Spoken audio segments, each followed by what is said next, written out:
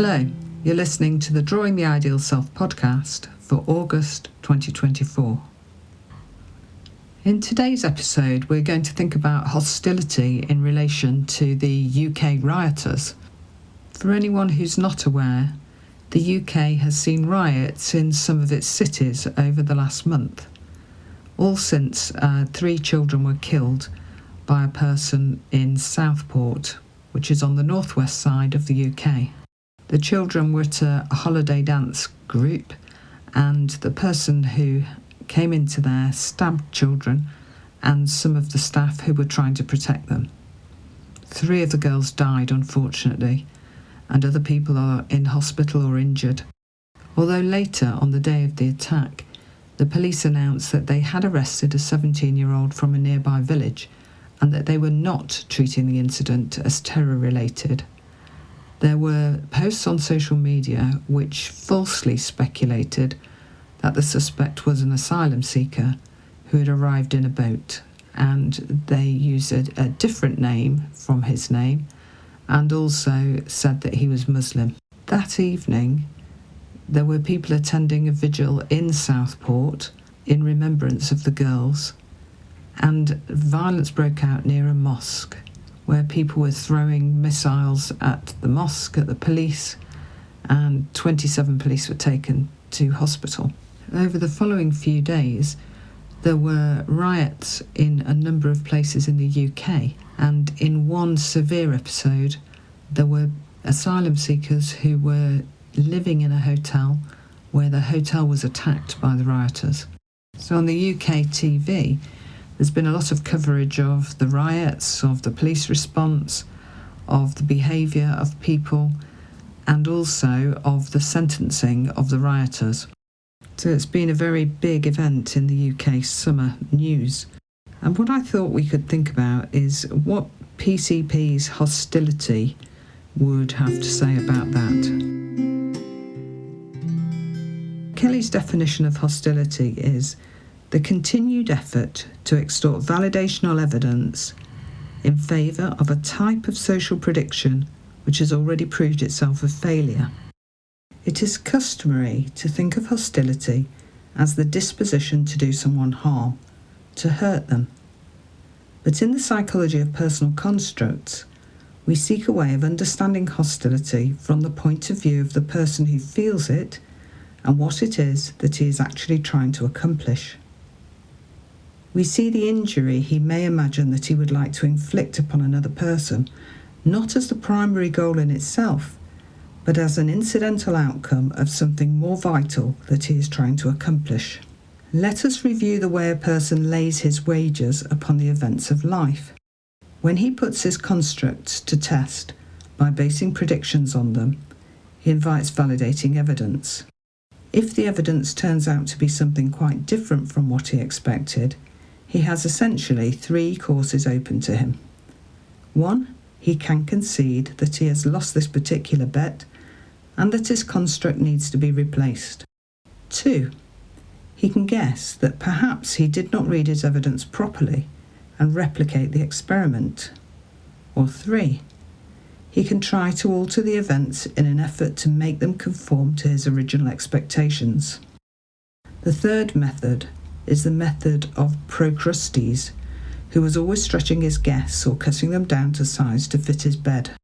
Let us see what his third reaction to invalidating evidence means when the wager has been laid with respect to other persons. The individual construes another person.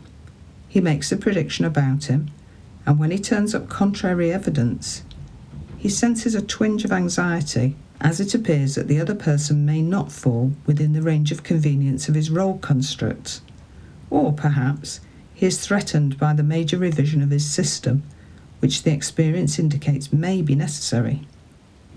Then, in order to protect himself from either the anxiety or the threat, he sets out to make the other person into the kind of creature he predicted he was in the first place.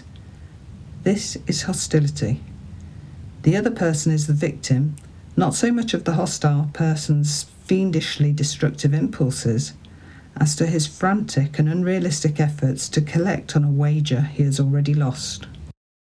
So when I was thinking about those rioters, I was thinking about what they might construe in terms of other people, what sort of elements of people they look at, what they're interested in, and how they make an opinion.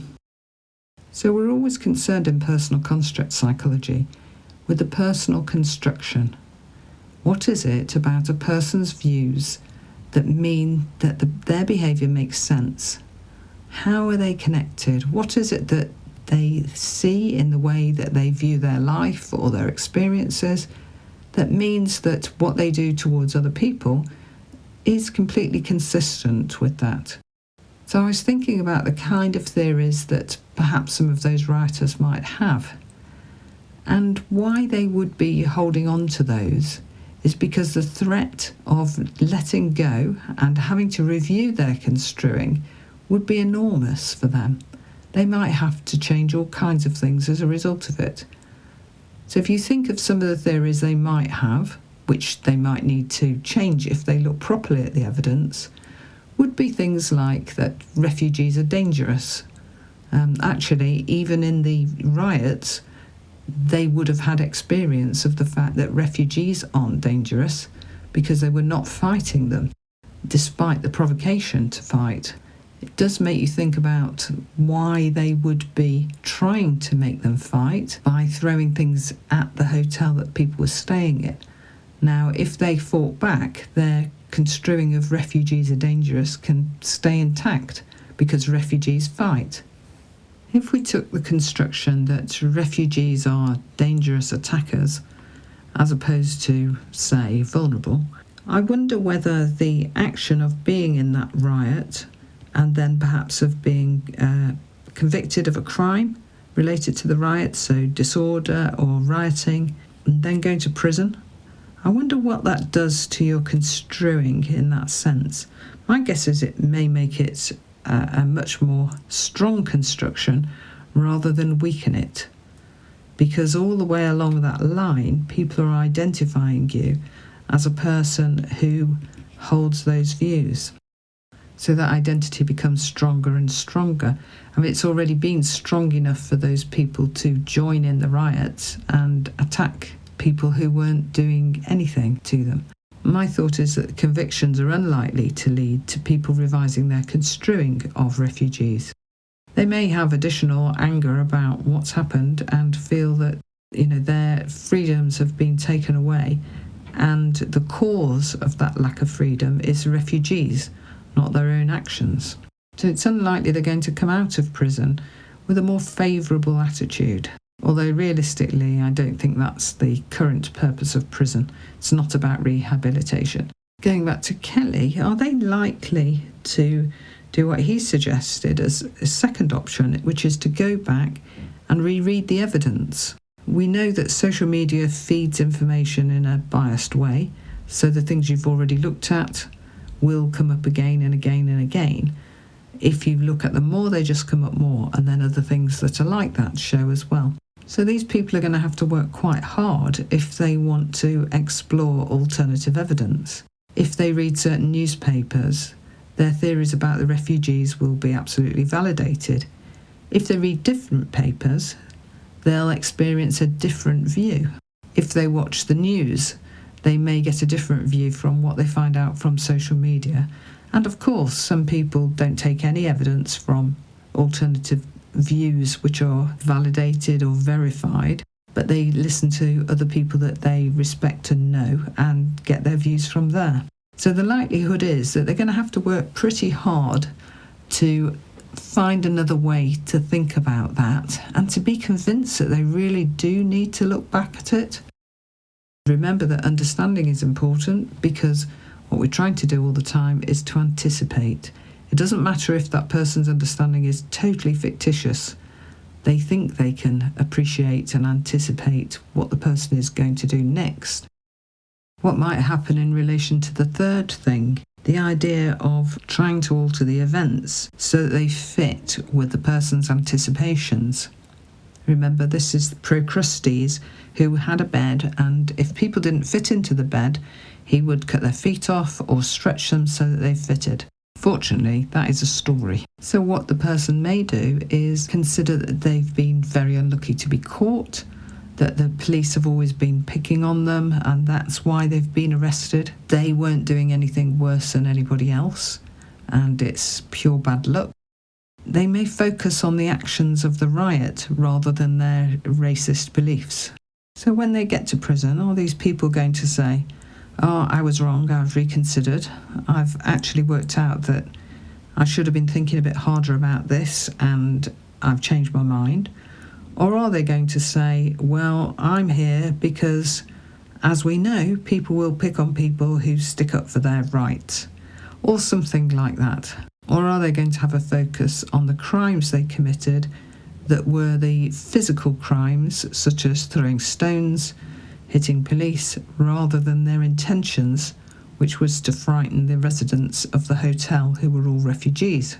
They may also have noticed the movement in the building and construed that as dangerous to them as rioters, so that it could look to them, with their construction of refugees as dangerous, that they were kind of getting ready to fight back, or they were planning something, or they were going to attack them. So the story they tell about their admission to prison will be something that fits with their construing, of course. And somehow the job of the prison could be to help them to reconstrue that and to come out of there with less strong racist views, so that they're more able to live within a community without causing harm to other people.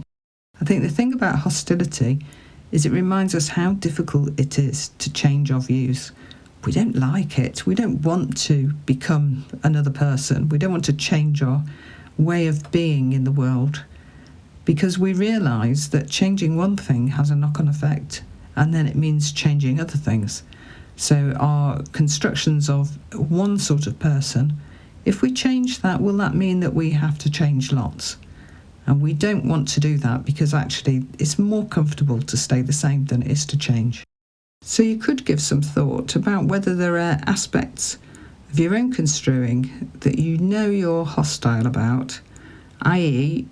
you extort evidence, like Procrustes with the bed. You try and make your construing fit, even though you know it doesn't really fit. That happens, that's a normal part of human life. What Kelly did was say, this is how people are. This is the kind of things that they do. This is how they make sense of the world. It wasn't with criticism of people for doing that kind of thing. The example I've given in terms of using PCP to understand the rioting is a rather different one. You could be thinking about all kinds of things in your own life. So ordinary experiences, not crimes. So it's a useful concept, I think, because people don't change easily, and sometimes it's really, really difficult to help people to change. So we need to be looking out for constructs that they try and squeeze into a shape and make fit whatever happens. And then we can see that, where we're going to have to work is, first of all, to elaborate that construing and try and help the construing to become more permeable. So if it's a child and they're construing all teachers as bad, the first thing is to be on the lookout for, does that apply to everybody? Does it apply to everyone who's like a teacher as well? So a football coach or a dance teacher, is that also the same as teachers in school?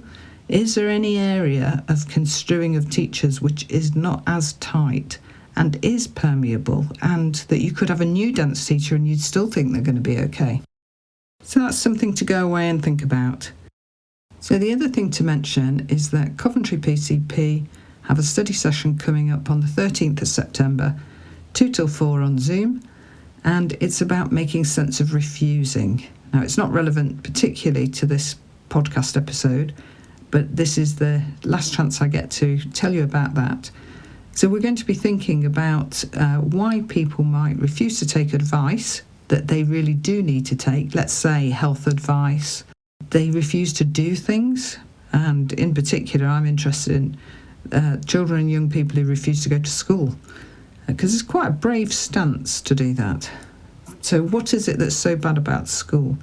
So it's going to be focusing on the construing around refusals to somehow, in inverted commas, cooperate or comply with stuff that could be good for you.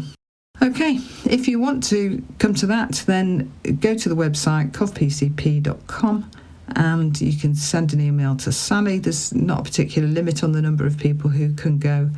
It's just UK time, so hopefully that fits with you. All right, I'll see you again at the end of September. Okay, bye-bye.